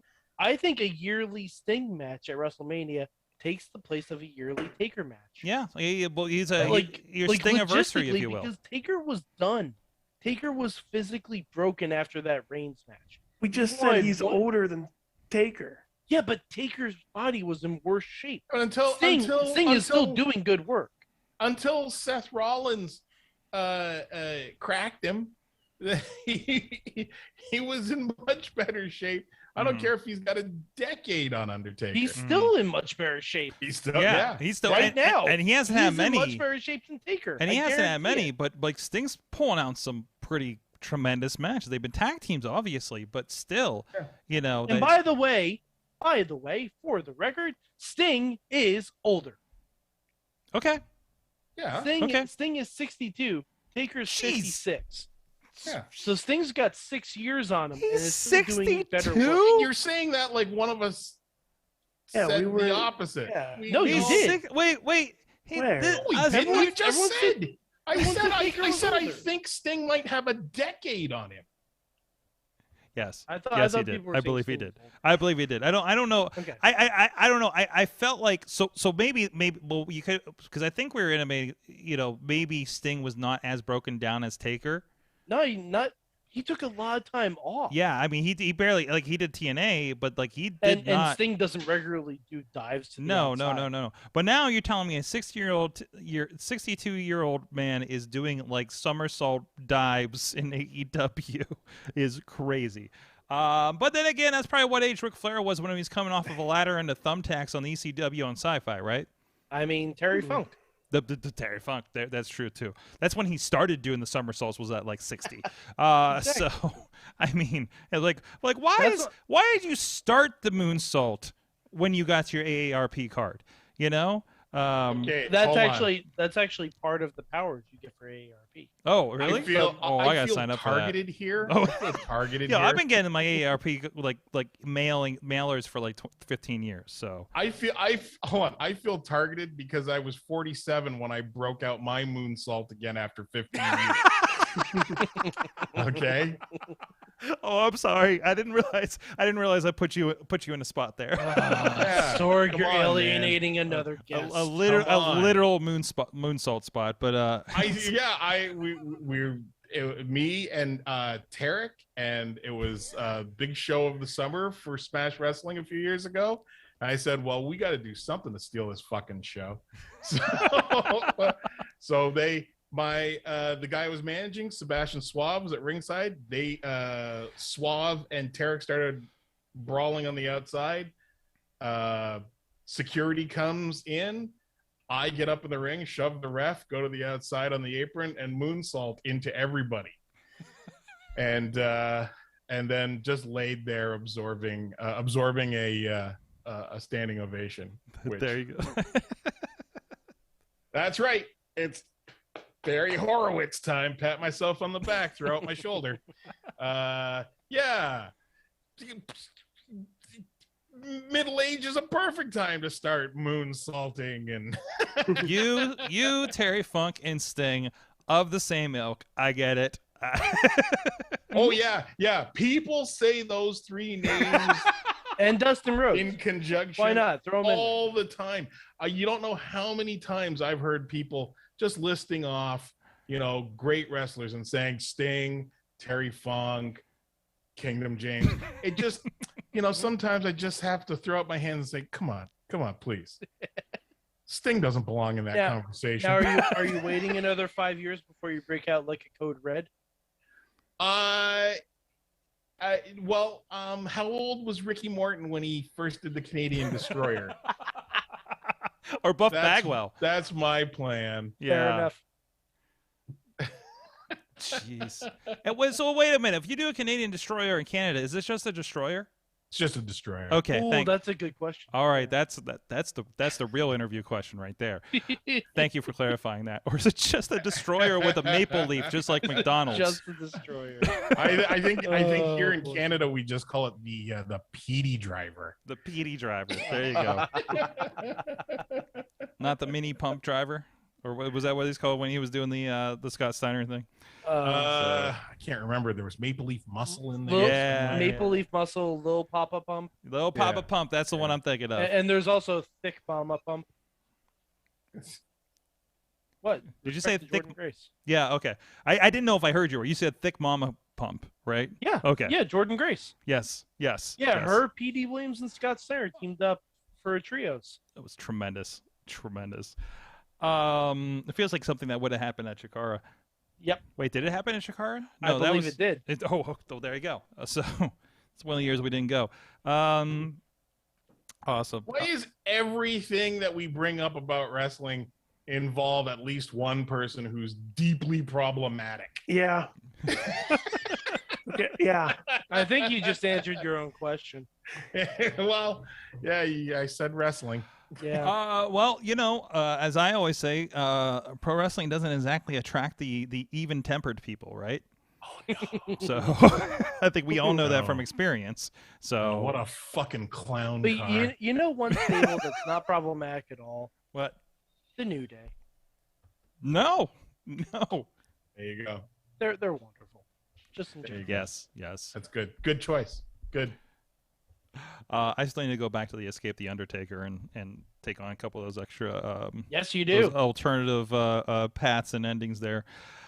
I think Riz, did you chime in on this what if? Yeah, You're good. You're good. I was the only one who said that it wouldn't have changed anything. Yeah, okay. Oh, that's why we kind of brushed you aside. We put. I'm sorry, but it's I don't see WWE pushing Sting like AEW is pushing Sting. All right.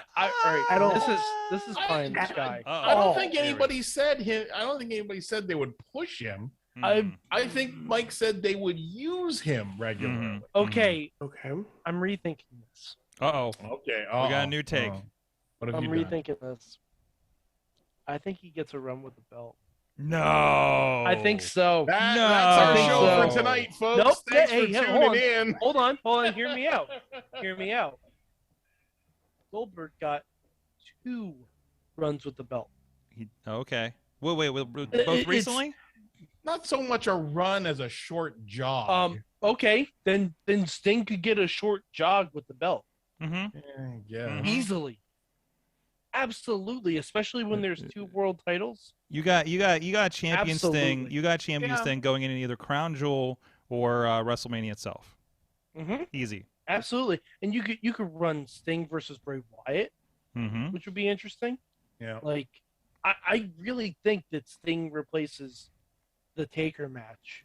Yeah, at least it is additional. For these big weird marquee events. The Taker. I don't know if everybody at home is seeing all of our screens, but I'm watching Riz just slightly shake his head, like just imperceptibly, just signaling no. And I'm sorry, there would be one dream match that would take place at a Saudi show. Absolutely. Sting versus Shawn Michaels. Easily. We're crossing hurting my 10,000%.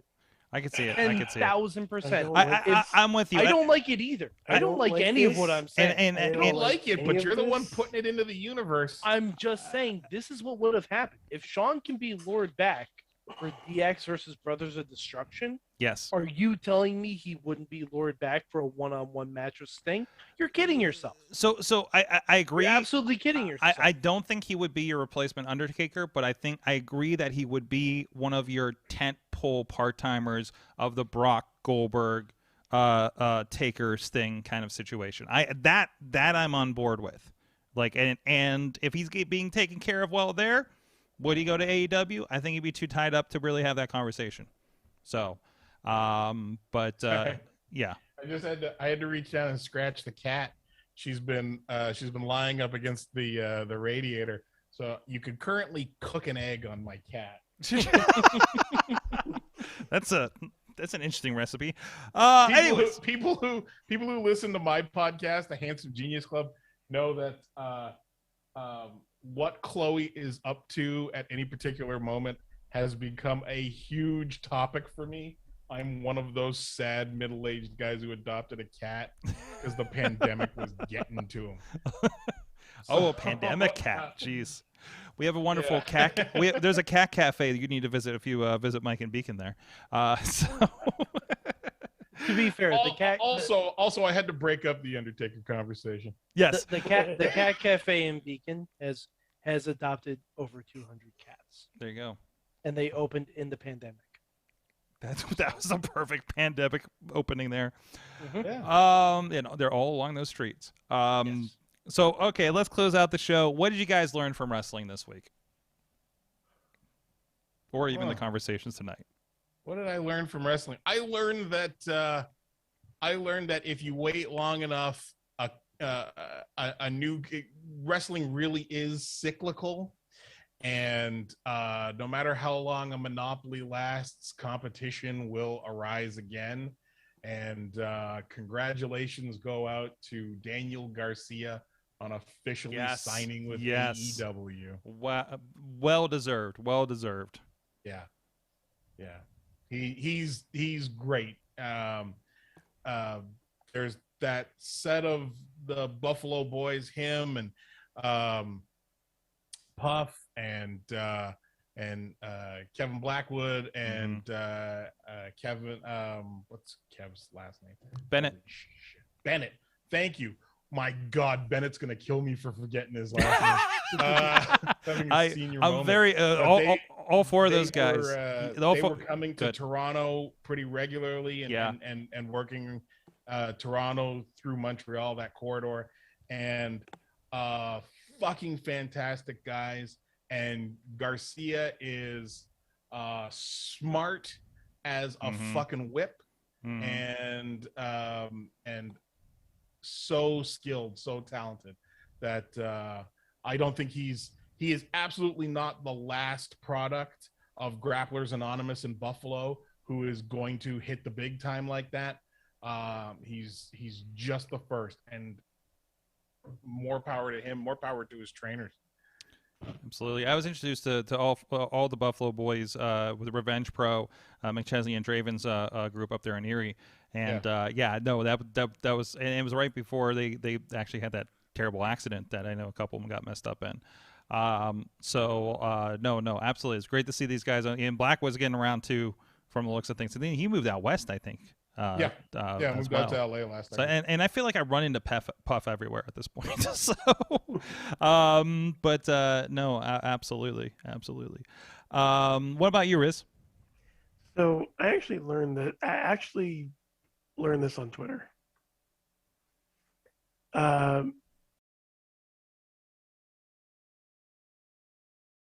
Age as Gerald Briscoe when he was doing the Stooge gimmick. No. Wow. Oh, 53, by the way. Wow. 53. Riz, how much would I have to pay you?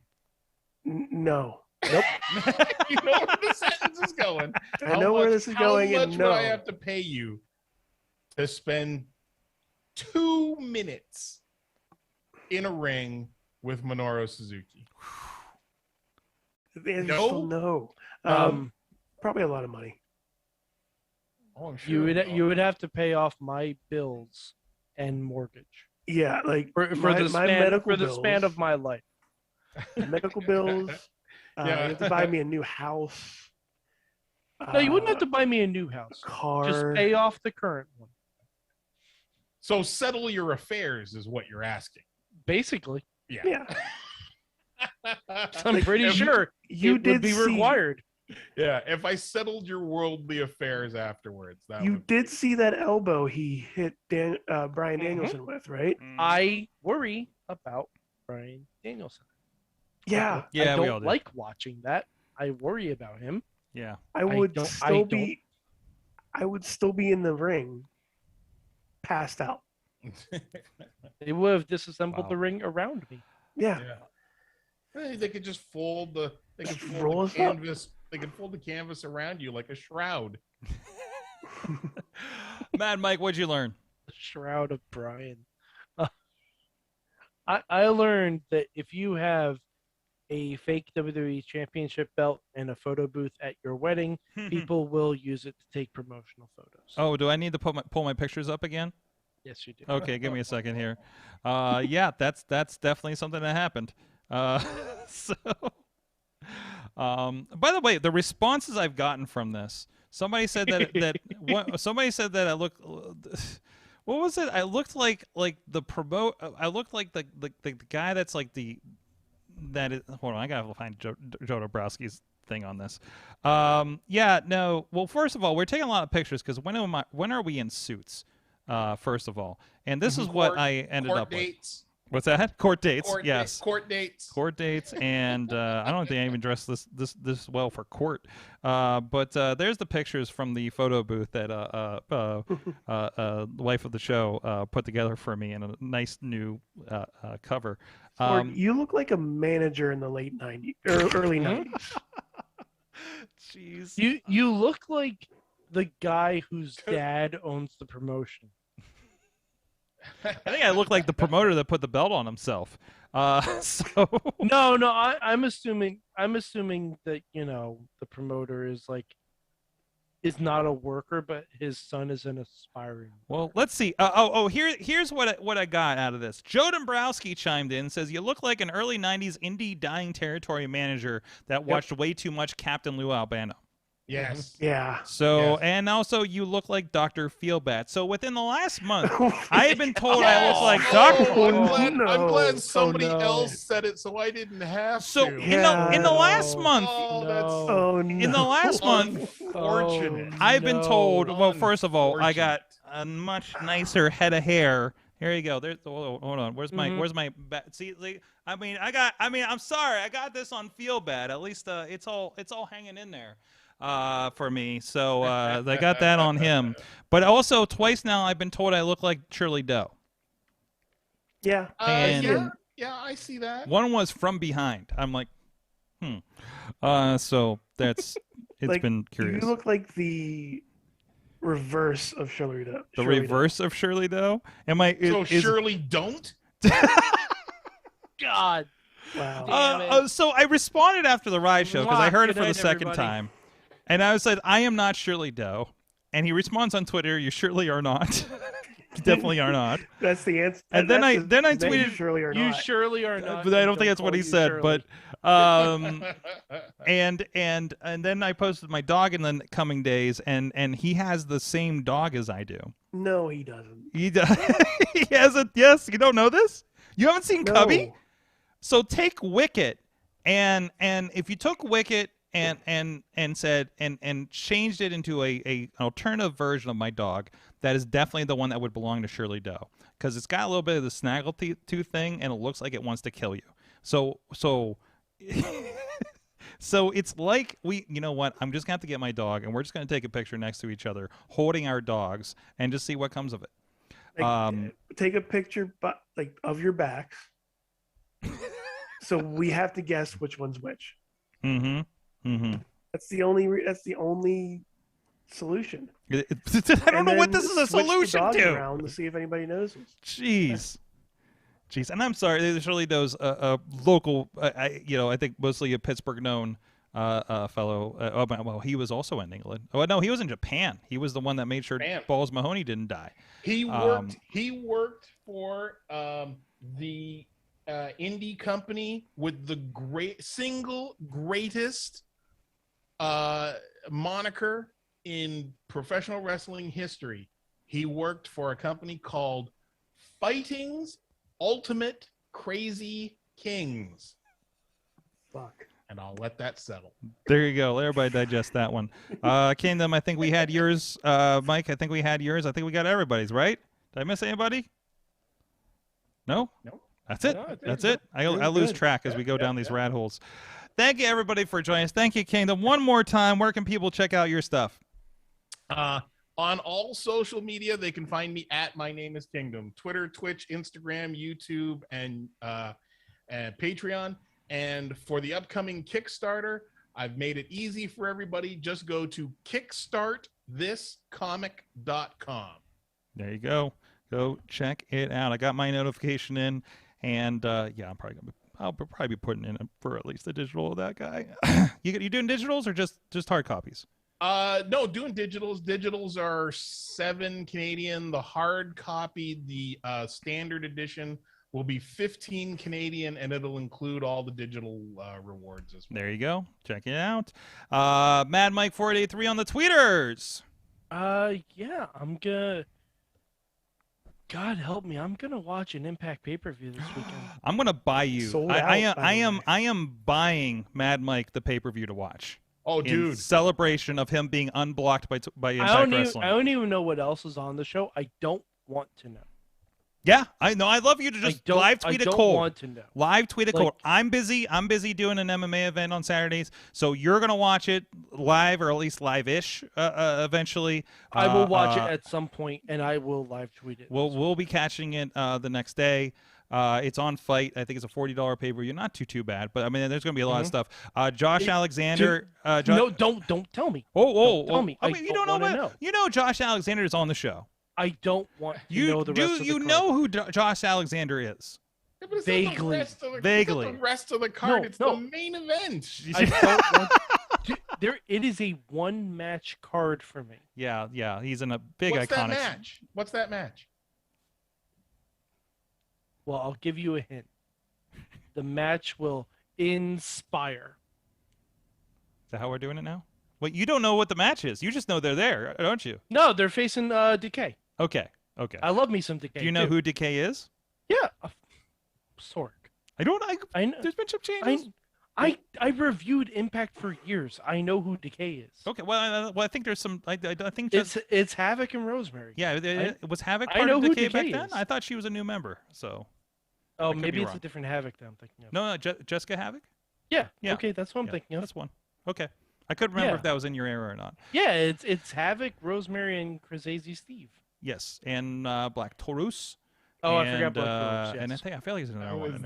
I did watch one Impact pay-per-view earlier this year. Oh yeah, that's right. Yeah.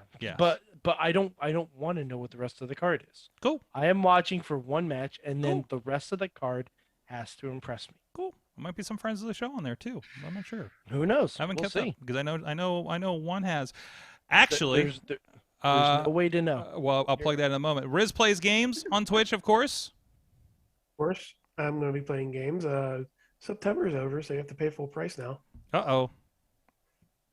September, correct? It's fine. And then I'm at Sorgatron on the Twitter. Programming notes, we are scheduled. I think he made it back from Jamaica. Well, yes, I saw him this weekend. Jeez, he teamed up with Warhorse on Saturday night. I directed the show, and I forgot who's on it. But that's what happens. So Beastman is scheduled to come in next week again. This time he's actually scheduled. This time scheduled, not just showing up at my door during the show. Means, right? What? He's not going to show. I mean, you know what? Probably. Yeah. Hit that sweet NCNS. So we're going to talk. No show. We're going to talk about. I'm sure we'll talk more about his recent signing with MLW. We had him on like a day after last time. He had a vacation in Jamaica, and he teamed up with Warhorse. So Beast Horse is a thing, and so we'll ask about all of that and so much more. And I'm sure, and we'll check in on the status of Andre the Giant alive and well in Myrtle Beach at a massage parlor. I listened to about 3 episodes ago to make any semblance of that sentence. Also, we have just scheduled for the first, I believe it's November 2nd. We will have Pretty Proper on the show. Speaking of somebody who may or may not be on an Impact Wrestling pay-per-view that Mike will be watching this weekend. So we'll talk about all the places that Frost has been, breaking the NWA pay-per-view. I had a great conversation with her about that a couple of times. And Impact Wrestling, Peanut Butter. Did I mention Peanut Butter? And so much more. Because I know the Savage Gentleman's been having some peanut butter belt feuds with Lance Archer recently. The sword? Yes. The Butterfinger belt. The Butterfinger belt. Yes, I'm sorry. So nobody better lay a finger on it. I'm also going to find out if he toured that Butterfinger plant that I found in Chicago that I kept sending him pictures of. And we got a bunch of other great guys. Rev Ron Hunt is scheduled in November. Great Success. We're probably going to do an Indie Mayhem show with the entire faction. Joey Sensori, who has a win over recently against some guy named Lee Moriarty. Successful Saint. Why am I forgetting his name right now? Jordan Styles. Oh, it's a late show. And the great Alexander. That's the faction that's making a lot of waves over there at Rise Wrestling. So, and all the other great stuff that we have going on during the month here for the Wrestling Mayhem show. Thank you, everybody. Thank you, Kingdom, for joining me. Thank you, our audience. We'll see you guys next time. Mayhem out. Just wait, just wait, just wait, just wait. Wait for the perfect time, then attack. Don't give up what you want, take it back. Wait for the perfect time, then attack. Do what you This show is a member of the Sorgatron Media Podcast Network. Find out more at sorgatronmedia.com.